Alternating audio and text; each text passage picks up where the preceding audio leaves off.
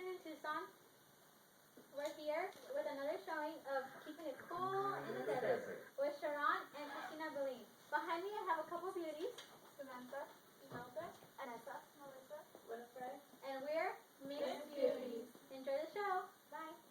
Thank you, ladies. Thank you, Mixed Beauties. It's a pleasure to always see you, ladies. We have another excellent show for you today. How you doing, Christina? I'm great. How are you? I'm doing awesome. I'm doing awesome. Thank you for having me here for Tucsonbizinfo co-hosting with you. Thank you for being here. Couldn't do it without you.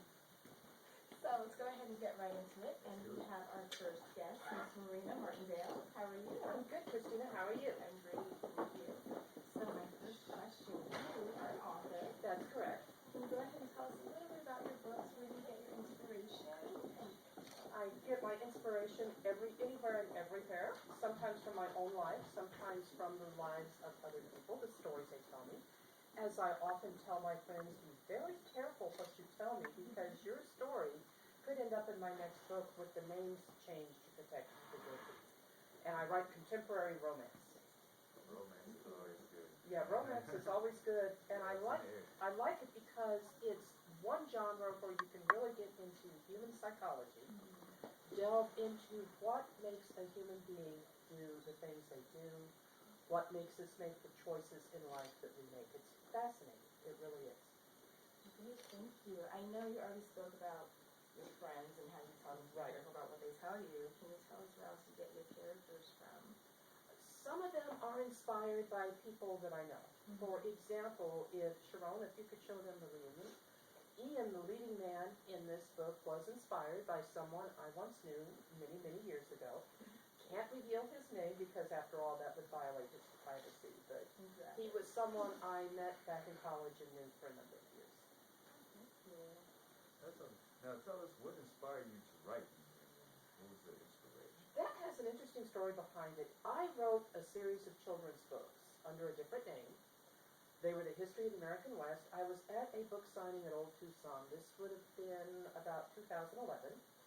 Met an author from Las Cruces, New Mexico, which is where the real-life Ian happens to live. And of course, my first question is, oh, do you know so-and-so?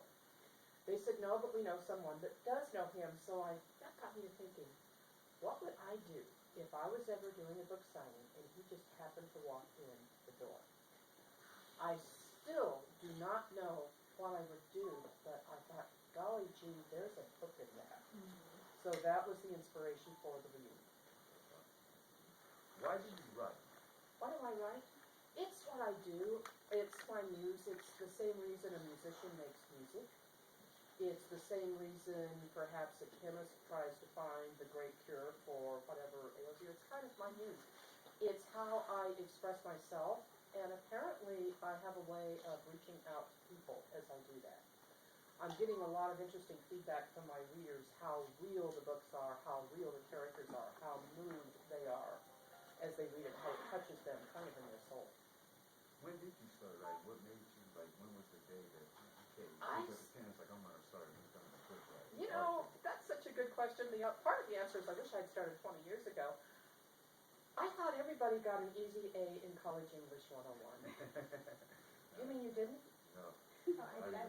I did, yeah. I did not even break sweat. And then I find out other people, it was a struggle. So apparently, I was born with a little bit of a writing muse. My first book I wrote, I'm going to say it's been close to 10 years ago, was a historic World War II cookbook. I self-published it, learned the ins and outs of publishing the hard way, but it was a good lesson to learn.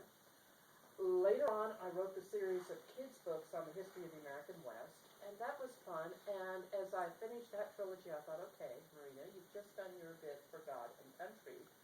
Now I want to write the books I want to write, where I can really delve into creating three-dimensional characters, creating plot lines and conflict that are not unlike the type of things that real people deal with every day. Topics like infidelity, topics like adultery, topics like your loss of privacy, topics like a loved loss coming back into your life. And these things do happen to everyone, just about every day. So I think that's why readers connect with them the way that they do. How many hours, say, average do you spend writing a week? Not enough. Not enough? Not enough. It's never enough time. Never enough time. There isn't. It's this darn having to make a living thing that just gets in the way. But Oh, typically, you have that I'm, problem too? yeah, I have that problem too. I'm fortunate in that I also am a book publisher. I publish not only my own books, I publish for other authors as well.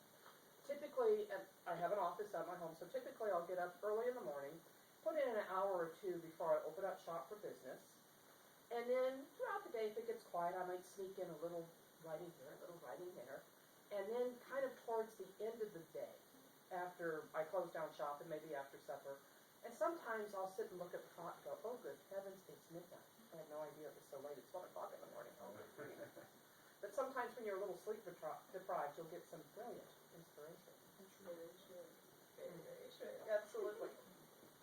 So, can you go ahead and tell us, of the 3 books that you brought today, which is your favorite? In a lot of ways, Reunion is the favorite because this one was inspired by my own life, and there are a few chapters in the Reunion in the early stages, as I describe their romance, in flashback chapters that really did come from my own life. The Journey, if you'd like to show that, Shuron, this one just was released a few weeks ago. The leading character, Ian, in the Reunion had a son named Jeremy. As I wrote the Reunion, I gave him quite a role, and I became aware this character has a lot of potential. He should be a leading man. He is the leading man in Journey. I don't really consider that book to be a sequel as much as sort of a continuation of the same story.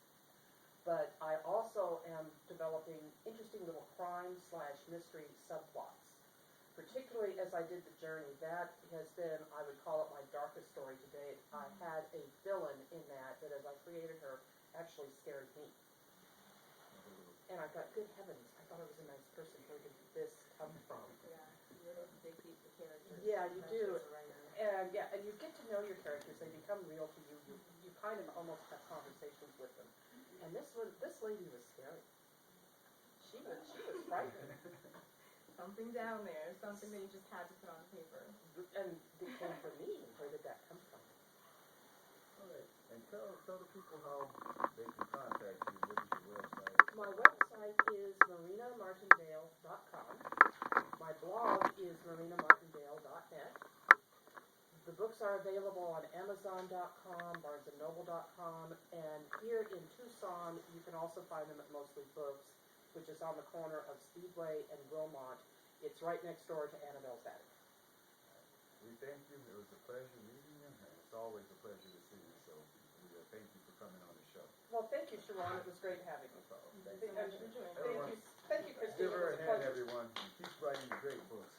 I'm working on it. For our next guest, we'll be having Mr. Anthony Gonzalez.